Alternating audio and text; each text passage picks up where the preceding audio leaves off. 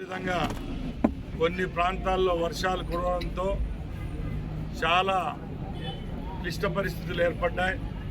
ముఖ్యంగా మన రాజధాని అయిన అమరావతి ప్రాంతంలో, విజయవాడ అయితేనేం, గుంటూరు జిల్లాల్లో అతి ఎక్కువ వర్షపాతం నమోదు కావడంతో అక్కడున్న నదులు ఉప్పొంగి ప్రజలకు అలాగే అక్కడున్న జనజీవనానికి అంతరాయం కలిగింది. సమర్థవంతంగా ఆ రోజు వైజాగ్లో హుదూద్ తుఫాన్ వచ్చిన రోజు ఏ విధంగా బస్సులోనే పనుక్కొని చంద్రబాబు నాయుడు గారు వైజాగ్ను కాపాడినారో, ఈరోజు కూడా పూర్తిగా మంత్రిమండలిని అక్కడే పెట్టుకొని 7 రోజుల నుంచి విజయవాడ ప్రజలకు నేనున్నానంటూ విజయవాడ పట్టణాన్ని అయితేనే అక్కడున్న ప్రజలకు భరోసా ఇచ్చి ధైర్యం ఇచ్చి కాపాడిన ఘనత కూడా ఈ ప్రభుత్వానికి దక్కుతుందని గర్వంగా చెప్తున్నాం. ఎందుకంటే నిన్న మొన్న పత్రికల్లో అయితేనేం, సోషల్ మీడియాలో, టీవీలో మీరందరూ చూశారు.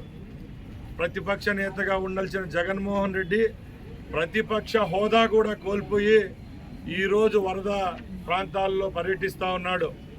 ఆయన చెప్తా ఉన్నాడు, నేనేదో గొప్ప కార్యాలు చేసిన 5 సంవత్సరంలో అంటున్నాడు. మేము ఆయన ఒకటే అడుగుతున్నాం, నువ్వు పుట్టి పెరిగిన కడప జిల్లాలో ఆ రోజు రాత్రికి రాత్రే అన్నమయ్య డ్యాం కూలిపోతే నీ యొక్క ఎమ్మెల్యేలు, ఎంపీలు ఎవరైతే లబ్ధిదారులు ఉంటారో, నీ దగ్గర ఉన్న కాంట్రాక్టర్లు, వాళ్ళు చేసిన తప్పిదాల వల్ల ఆ రోజు పించా ప్రాజెక్టు, ఆ తర్వాత అన్నమయ్య ప్రాజెక్టు నీటిలో కొట్టుకొని పోయి వందలాది ప్రాణాలు పోతే ఆ రోజు నువ్వు ఒక్కరికి కూడా ₹1 ఇచ్చి ఆదుకున్న పరిస్థితి లేదు. ఈరోజు నువ్వు కృష్ణా జిల్లాలో పర్యటించి చంద్రబాబు నాయుడు గారు వయసును కూడా లెక్క చేయకుండా ప్రజల్లోకి వెళ్ళి అధికారులను దగ్గర పెట్టుకొని సుమారుగా 100 పైన ఐఏఎస్లు, 20 మంది మంత్రులు, 100 మంది ఎమ్మెల్యేలు, రాష్ట్రంలో ఉన్న అన్ని మున్సిపాలిటీల నుంచి వచ్చిన కార్మికులైతేనేం, వ్యాపారవేత్తలైతేనేం, చాలామంది ఎన్నో స్వచ్ఛంద సంస్థల నుంచి అక్కడికి వచ్చి సేవ అందిస్తూ ఉంటే ఈ పనికిమాలిన మనిషి అవాకులు చవాకులు పేలుతా ఉన్నాడు జగన్మోహన్ రెడ్డి. ఆయనకు అక్కడున్న నదుల గురించి కానీ, ప్రాజెక్టుల గురించి కానీ అవగాహన లేదు. నిన్న మొన్న సోషల్ మీడియాలో చూస్తున్నారు, బుడమేరు అని ఒక వాగుంటే ఆ వాగు గేట్లు ఎత్తినారని చెప్తున్నాడు ఆయన. అదన్నా సరిదిద్దుకోవాలా, ఆయన చుట్టూ ఉండే నాయకులన్నా చెప్పాలా.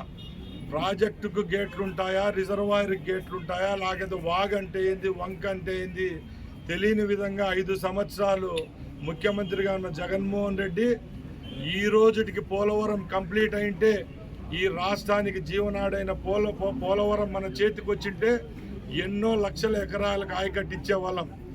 ఆ రోజు అది తెలియక దాన్ని పక్కన పెట్టి ఈరోజు కష్టాల్లో ఉన్న ప్రజలకు నేనున్నానంటే ఆయన అయితేనే, ఆయన పార్టీ వాళ్ళు అయితే సహాయం చేయకుండా ఈరోజు రాష్ట్ర ప్రభుత్వం చేసే మంచి పనులు కూడా ఆయన చిత్కారంగా మాట్లాడుతున్నారంటే ఒకసారి ఆయన మెంటల్ స్టేటస్ ఏదో మీరు కనుక్కోవాలా.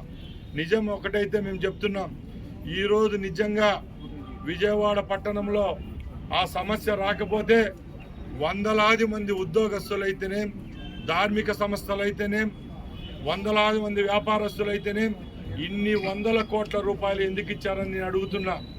ఎందుకంటే నిన్న ఆంధ్రప్రదేశ్కి చెందిన గెజిటెడ్ ఆఫీసర్ల సంఘం సుమారు ఒక రోజు వేతనం 100 కోట్లను ఇవ్వడం జరిగింది. 24 మంది మంత్రులు మేముంటే మా నెల జీతాన్ని ఇచ్చేసినాం. అలాగే వేలాది మంది, లక్షలాది మందిగా వచ్చి ఆంధ్ర రాష్ట్రం యొక్క రాజధానిని కాపాడుకుంటే దానికి మేమున్నామంటే ముందుకు వస్తూ ఉంటే ఈ వైసీపీ వాళ్ళు మాత్రం దీన్ని తప్పుదారి పట్టిస్తున్నారు. తప్పకుండా ప్రజలే వీళ్లకు ఏమంటారు తగిన శాస్తి చెప్తారని తెలియజేసుకుంటున్నాను.